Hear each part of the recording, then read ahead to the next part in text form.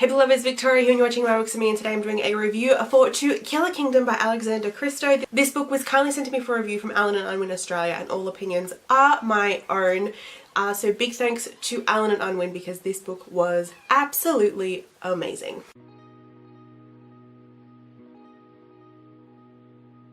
So this book is Alexander's debut novel, and it is a spin on the tale of the Little Mermaid, but there are actually no mermaids involved, and it's focusing more on sirens. But you can definitely still tell where the elements of the Little Mermaid come into this story, so if you're into retellings, watch on to learn more. We follow two main characters, Lyra and Prince Allen, and this book is told in alternating perspectives. Lyra is a siren who is a princess and heir to the throne of the Sea Queen. Every year for her birthday, she steals the heart of a human prince, and this got her the name the Prince's Bane. Most sirens will just steal the heart of any human, but since she's been able to kill humans herself, Lyra has gone after the heart of a prince. While she's helping her younger cousin secure her 16th heart for her birthday, Lyra ends up killing and claiming the heart of a prince 2 weeks out from her birthday, and this is a big no-no, and the Sea Queen is furious.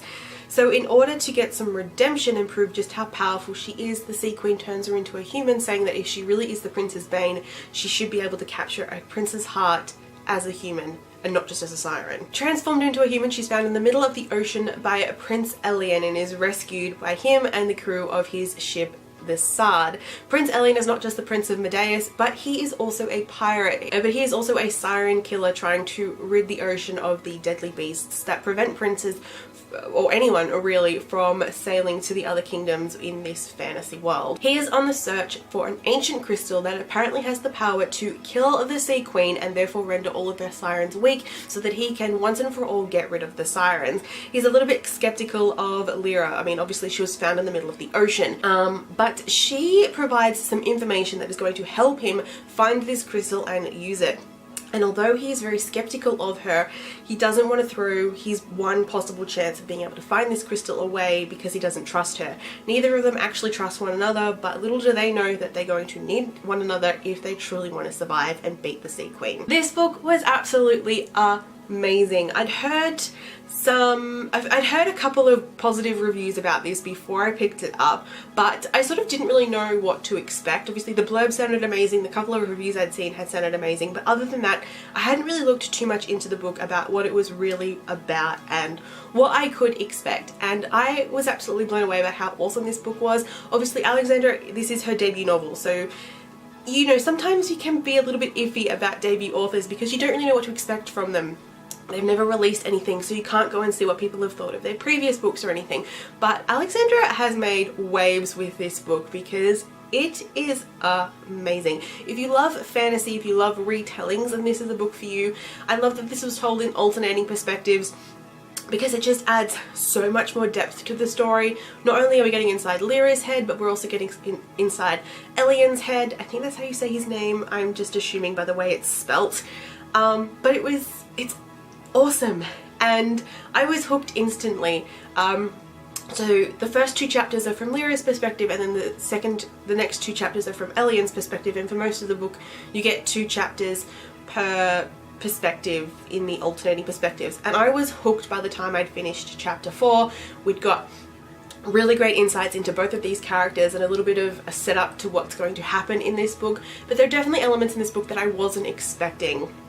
Obviously being a Little Mermaid retelling, you can kind of maybe figure out how, you know, you can sort of figure out the general gist of what's going to happen in this story, but but it's a retelling and it's a little bit different, so you don't really know what to expect. What I really enjoy seeing is the character development in this story, particularly Lyra, in that she realizes that her world as a siren and how she's been raised and how all of her sirens have been raised isn't correct, and that her mother very much wants to stamp out humanity, but she realizes that humanity will make her a better person, a better siren and a better queen when she eventually takes on the throne.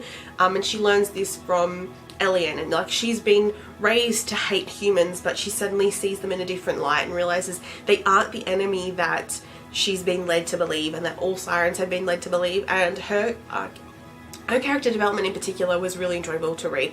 Allen definitely has a bit of character development in this, but it's more so Lyra, although Allen was still a great character to read from his perspective. Of course, there is a romance in this book, but it is not really in-your-face insta-love romance. It is more slow burning, and although you can sort of tell from the beginning, like, yes, these characters are probably going to get it on, it's not the main focus of the story.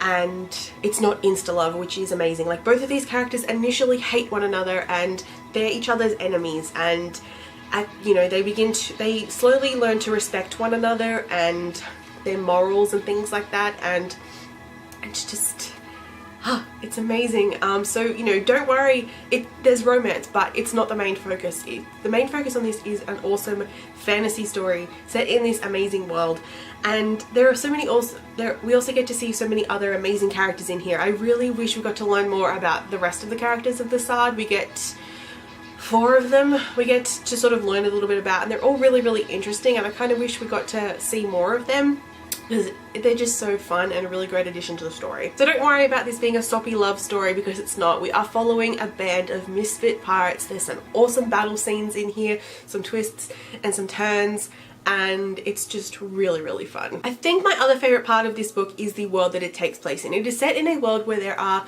100 kingdoms and sort of island kingdoms, and they all have their own royal family, and just from the bit we've got to see of some of the kingdoms, they all sort of have their own traits and their own themes kind of thing. They kind of remind me sort of like the different districts from the Hunger Games.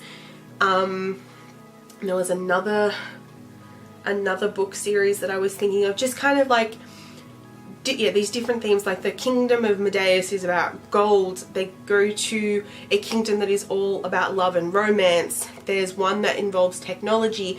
There is one that is just an ice kingdom, and so many more that we get glimpses of, and many that we don't even get to learn about. And I really wish we got more books set in this world where we get to see more about these other kingdoms, because it sounded so interesting, and the little bits we got about all these different kingdoms and just the world in general were so fascinating, and I just kind of wish we had a little bit more.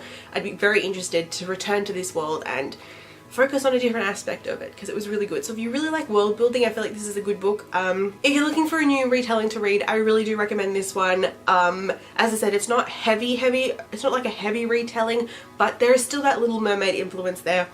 If you really like fantasy, this is a good one, and maybe with a bit of romance, it's also really good. I ended up giving this book a 4.5 out of 5 stars. It was so good. The only thing that really let me down with this book was the ending, and it's not even because it was a terrible ending. It was actually a really good ending. It worked really well with the story, but it also wasn't the ending I was expecting. Not that I'm not even sure like what sort of ending I wanted, but it kind of, I don't know, it was good, but I just wanted it to be a little bit different. And I think also because this is a standalone, I don't think Alexandra has any plans to make another book set in this world. She might, because there's been so much praise for this book and a lot of people also wanting sequels, but it's a standalone and this is all we get in this world, and I kind of was left wanting more in a good way, because it was so enjoyable and I really enjoyed being in this world. So I will leave a link in the description below, firstly to my written review, which has some other links in it, but also I'll add the Goodreads link, the Book Depository link, iBooks, an Audible maybe. I'll leave links in the description. Go check them out. Go get this book, because it was awesome and epic and I loved it, and you will love it too. Hope you guys enjoyed this video. If you have read To Kill a Kingdom already, please let me know in the comments below your thoughts on this book, because I want to discuss it with other people, because it's amazing and awesome, and okay. Anyway, let's finish up. Hope you guys enjoyed this video, and I'll see you guys soon with another one. Bye!